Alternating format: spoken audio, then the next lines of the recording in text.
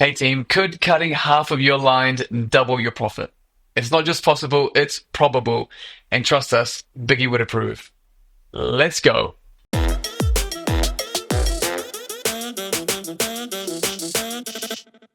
Hi team, today we're going to be challenging the theory that more is always better, especially when it comes to the number of SKUs that you're offering.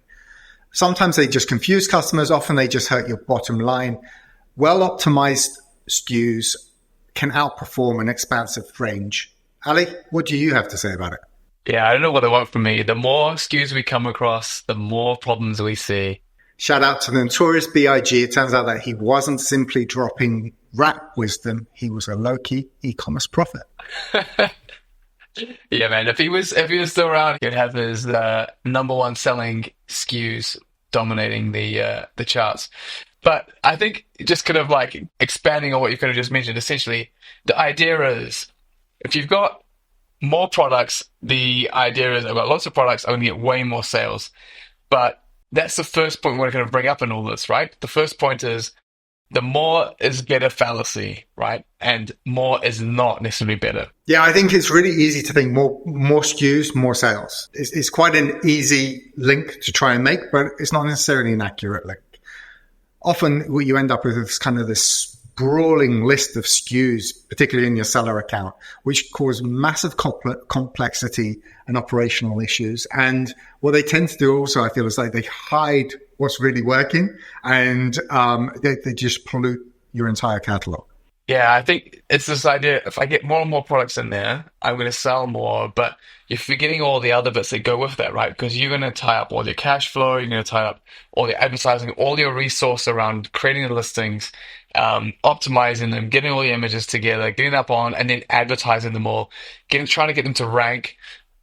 If you try to do that for like loads of products, you're spreading yourself far too thin. And what you really should be doing is focusing on this idea, this like the core listings and the core lines that are really going to get you some money, really. Yeah, I think so. What you started off, the reason for doing it is trying to get this growth, but actually what you've ended up doing is just diluting yourself. Yeah, so I want to kind of take a step back and look at the kind of like the next topic we want to run through on this, which is the paradox of choice, right? This is this idea that if I've got lots of choice, I'm going to get way more sales. But when I was starting out, I watched a load of TED Talks, and one of them was by Malcolm Gladwell. So Malcolm Gladwell, a god in the world of marketing, and he has this TED Talk about sources and how they did a whole study, and when they had more sources, they thought they were going to capture more of the market because they can catch all the different flavor types. But the truth was they got way less sales, right? And by giving people more options, you're actually reducing your conversions because you're making it more complex and harder for them to decide what they want. When it's hard for them to decide what they want, they're going to go too hard basket. I'll think about this later. Let me click away. Yeah, I think so. And I think if we bring it kind of like into the Amazon example, if you go into a product details page, you create these variation families with choices in them, options. We know having some choices really helps because the chances are you'll improve your conversion rate if you have some options for people to choose from. However, there is a limit to that. And exactly as Gladwell says, if you've got too many options, what you can do is confuse the user and prevent them from making a choice. Finding that tipping point there is quite an interesting one. Depending on your product's category, I think it's somewhere between 3 and 7 or 8 options. Yeah, exactly. You know what it's like? It's like when I go to these like restaurants, they don't even have names anymore. They've got numbers for their food. You're like, how can you be really good at making pizza, sushi, curry, fried chicken, burgers, all these things? Like, it's clearly not going to be a great meal. It's just going to be a very standard meal as opposed to, and in fact, I'm already sat down, so I'm going to order something anyway. But if I had the option, I'd probably just walk away. All the best places are the ones that have like 4 or 5 things on the menu, and that's it. I don't disagree with you. My feeling on those long menus is simply like, if it's too many choices for the waiter to remember, it's too many choices. But I think coming back to that point, these operational inefficiencies, right? We know they cause lots of other issues within the business too. Lots of inventory headaches, dead stock, storage fees. What's really important is these whittle at your profitability on the SKUs and the items that are working really well. They're pulling you back. They're literally dragging you down. Yeah, there's that rule, and it definitely applies in the Amazon case where 80% of your sales are going to come from 20% of your lines. And it's really about focusing in on making sure that that 20% are the ones that you give the most space to. And the remaining 80% that are there, you're constantly asking yourself, do I still need them? Do they need to be, and can they justify their existence? Because if they can't, that's okay.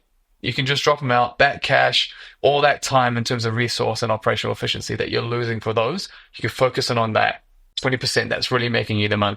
I'm just thinking in terms of sort of like the processes that we use that other people can kind of copy on. One of the things we do when we first start working with a brand is we tier their products, right? We go in and we go, right, okay, so your top performing products are tier 1, then we create tier 2 and a tier 3. And it's a triage system. So we know we can't go and do everything. We can't optimize everything in one go. So we start with the tier 1. And generally, a lot of the time what we'll find is there's so much room for improvement on those. Sometimes it takes a while to get through to those 2 and 3 ones just because we're making up so much ground.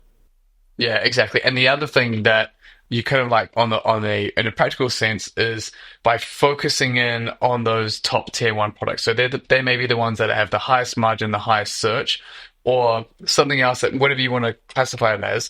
But once they've kind of got that, then you're really focusing in on the algorithm, right? So you're making sure that the algorithm is going to be optimized for those top 20, and you're focusing that effort, resource, capacity on those core lines that are going to make you the most money. And then you move around to the next level. Yeah, and I think it's sometimes you feel like taking less as you're kind of losing out, but often what we find is with brand, and I think we can talk about brands, over and over and over again where we've had this. There's one in particular operating in the US market in a very competitive industry. I remember we started working with them in 22. And we did this. We started working with, I think we cut off more than 60% of their catalog. We just focused in on 40%. And we delivered over 40% increase in revenue in that 22 year. And then in 23, another 40%. And then in 24, another 40%. And we've literally taken them in 3 years from an average of about less than $400,000 a month to over $1 million a month, just by methodically going through this process. And certainly we've expanded that catalog out a bit further, but it's nowhere near the size it was when we first started working with them. Yeah, I think that's the kind of takeaway, right? So the takeaway for brands will be, look at your existing range. What are the top 20%? Can the remaining 80% justify their existence?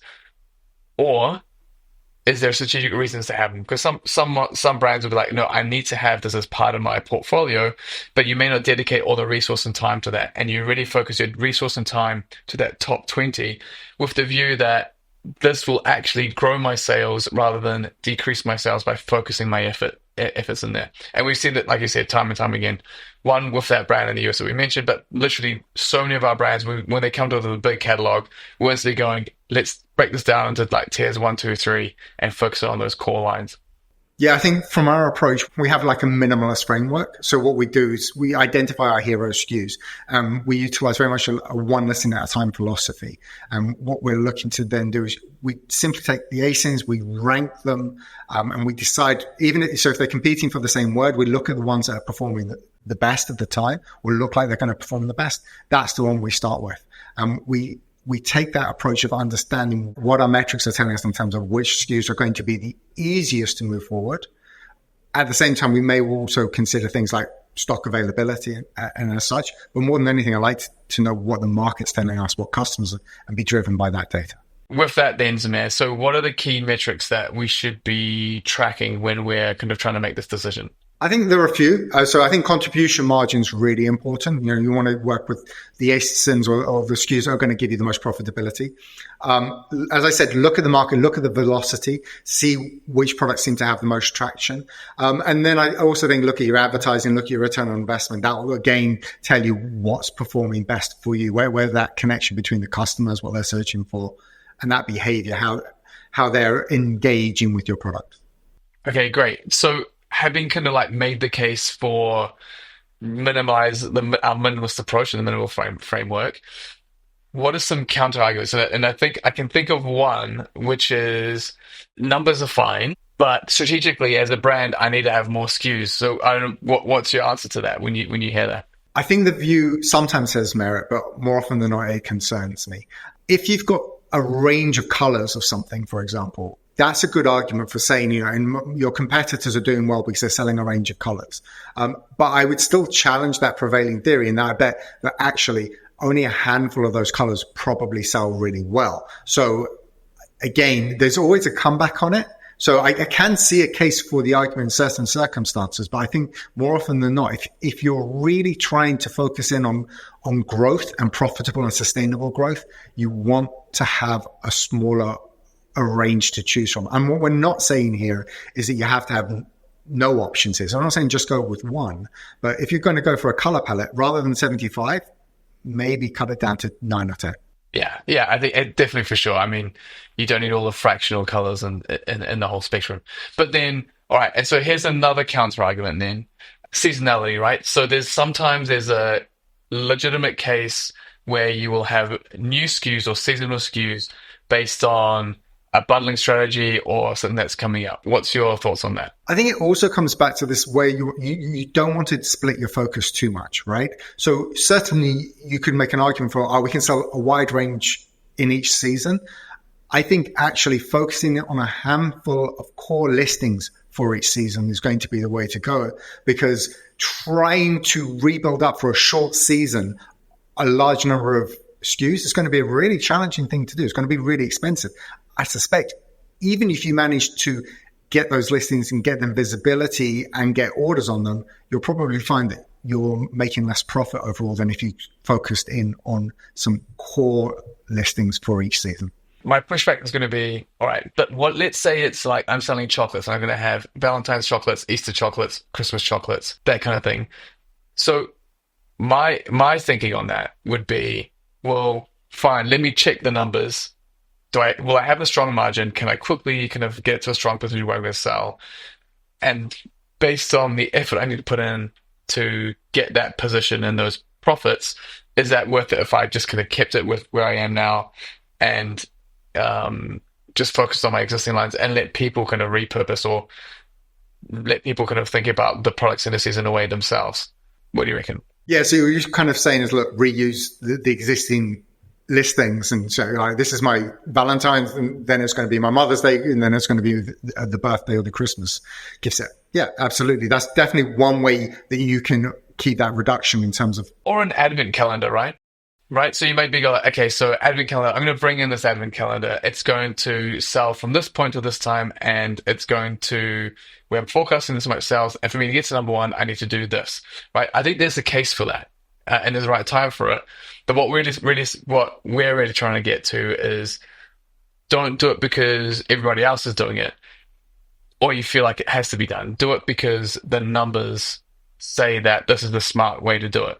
I think just coming back to our original point that sometimes less is more, that actually sometimes less product sales, maybe less revenue, can be more profitable. And I think that's what you can never lose sight of. Yeah. I think the bit that we always felt was risky is when someone's talking of sort of like 50, 100 SKUs and new ones in every season. It's like, look, you could probably do as well in terms of profitability, if not better, with somewhere between 3 and 10 SKUs for each season for a type of products. And if you take your example there with chocolate, maybe you have 3 gift sets at 3 different price points for each of those seasons, rather than having 50 different variations. And I think when you consider how much you spread yourself in, all the arguments and points we put forward, that would actually end up being far more profitable, much easier to sustain focus, get a better ranking for. All right, guys. So I think we're going to cover that topic. But if you have any thoughts on this, please shout out. We'd love to hear your views. And we'll wrap it there. Okay, so if you've been inspired from today's podcast to have a look at your product list and work out which SKUs are driving the most growth, keen to hear how you're getting on with that. And if you're having any issues, feel free to reach out. We've got a template to do it. Be more than happy to share. One love. One love. Hey team, if you've been enjoying Upside and want to keep getting that sweet value on marketplaces, please click follow, subscribe, or whatever it is you're listening on, and follow us along. It'll make our day.